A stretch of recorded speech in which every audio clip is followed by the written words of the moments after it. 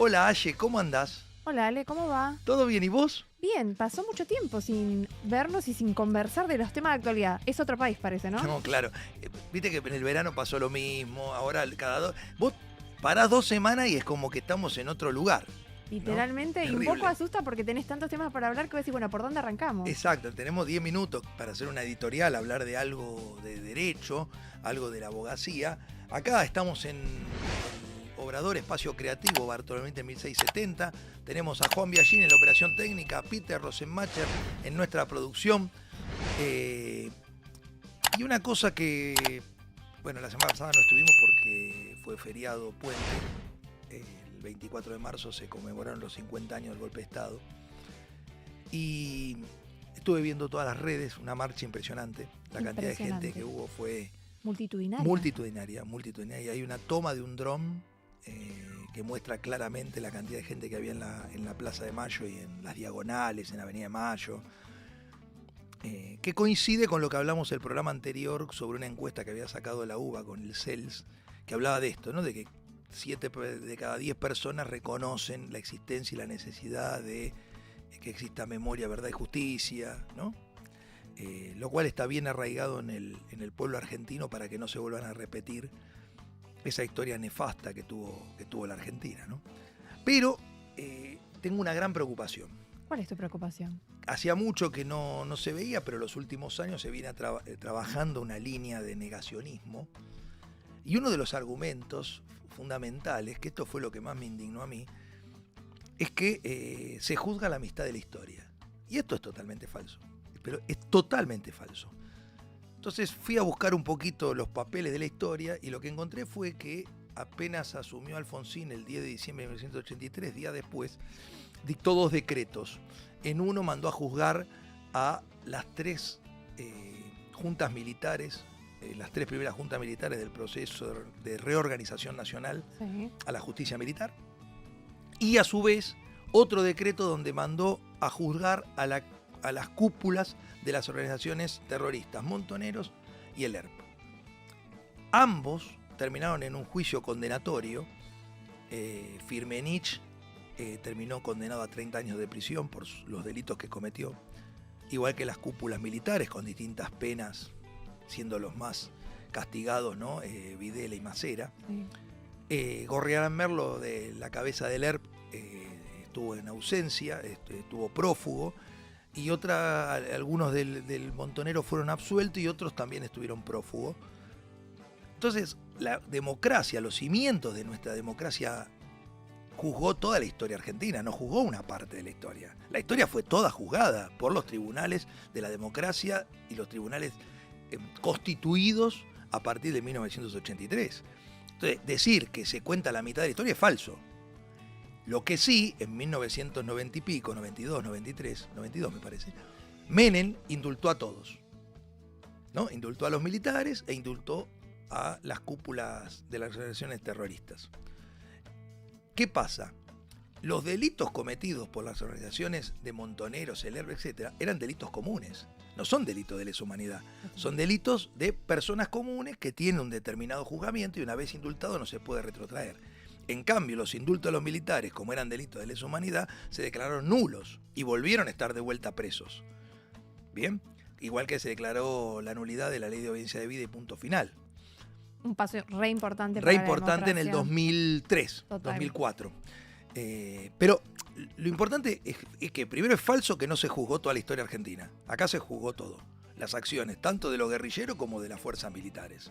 La diferencia está en que los guerrilleros no son el Estado y por lo tanto no cometen un delito de lesa humanidad, y el Estado, al mando de las organizaciones militares, cometían delitos de lesa humanidad. Eso es un dato.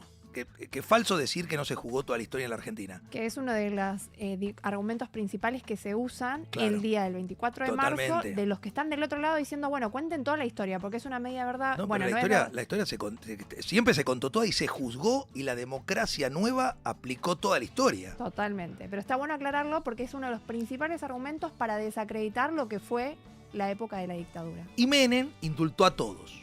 Dato, Menem los indultó a todos. Un gobierno democrático los indultó. Ese es un dato. El otro dato empiezan a discutir si son 30.000, 28.500, 25.000, 8.000, 4.000, etc.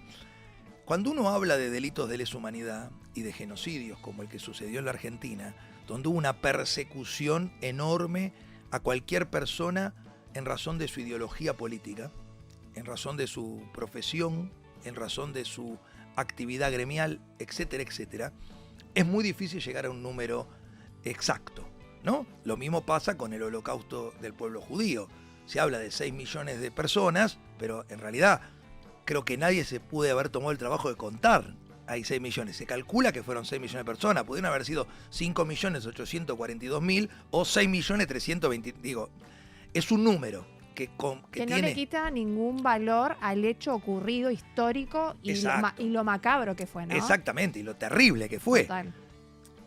A diferencia de lo que pasó con el holocausto judío, donde creo que fueron condenados 12 jerarcas nazis, en la Argentina es el día de hoy que siguen presos, detenidos y juicios abiertos a muchos y muchos militares que participaron de la represión.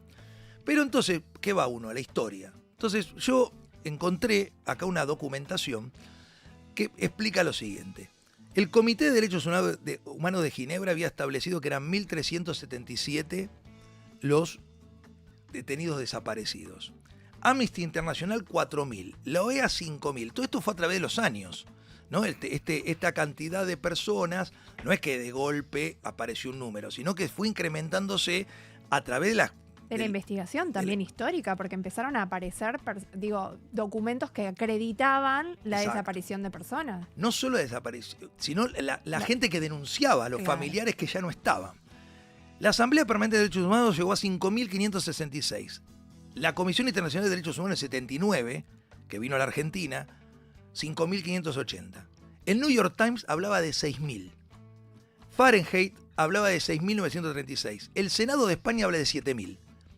Redefa, que es el registro de fallecidos y familias indemnizadas, son 7.500. Desaparecidos.org, que es la organización de Feinade Mejide, 7.954. La CONADEP, actualizada del 2006, tiene 8.961 casos. Rodolfo Walsh, en la carta de 1977, ya hablaba de 15.000 desaparecidos, igual que la Embajada del Vaticano en el 78. La Embajada de Estados Unidos en el 79 reconoce 20.000 desaparecidos. Y el informe secreto del agente chileno Anancibia Clavel en el 78 reconoce 22.000. Quiere decir que el número no es exacto, pero siempre se va incrementando. Y para esto traigo un dato más, que es para terminar la discusión con datos exactos, no con opiniones. Por la ESMA pasaron 4.500 personas, ¿sí? Por Campo de Mayo 4.000. Por la Perla en Córdoba unas 2.500. Hace poco se encontró una nueva tumba de restos en el Campo de la Perla. Qué tremendo. ¿No? Donde fue el cuerpo de antropología forense a investigar, y ahí están haciendo las primeras investigaciones. Por el Vesubio pasaron unas 2.000 y por Club Atlético, que era otro de los centros clandestinos de detención, 1.500. Se estima que en la Argentina hubo más de 700 centros clandestinos de detención y tortura. 700 en todo el país. Quiere decir que para llegar a 30.000 tiene que haber pasado por cada uno de esos 43 personas, lo cual no es verdad, ¿no? Pasaron muchas más personas, porque la locura que hicieron los militares era que ellos tenían todas las leyes para hacer esto dentro de la legalidad. Tenían la ley marcial, el toque de queda, el juicio sumario, poner a disposición de la gente del Poder Ejecutivo, fusilar a la gente. Podían hacer... No, hicieron desaparecer a las personas, las tiraban de aviones en la mitad del Río de la Plata y aparecían los cadáveres flotando en la costa uruguaya. Lo que hicieron fue un desastre.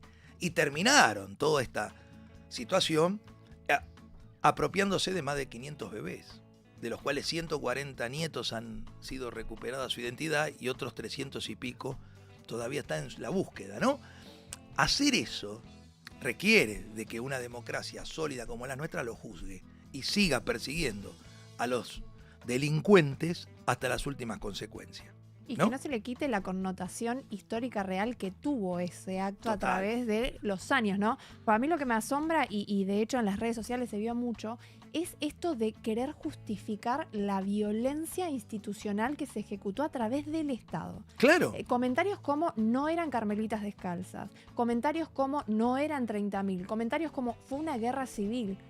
Desde el Estado no se trató de controlar, se trató de aniquilar. En realidad se aniquiló a personas sin un juicio justo, se las hizo desaparecer, se las torturó. ¿Cuántas personas ni siquiera se sabe qué les sucedió, dónde están? Ese es el problema. Entonces, pero a mí lo que me asusta y me preocupa es el negacionismo que se propaga entre las filas de la sociedad civil común, que toma posición sin conocer la historia.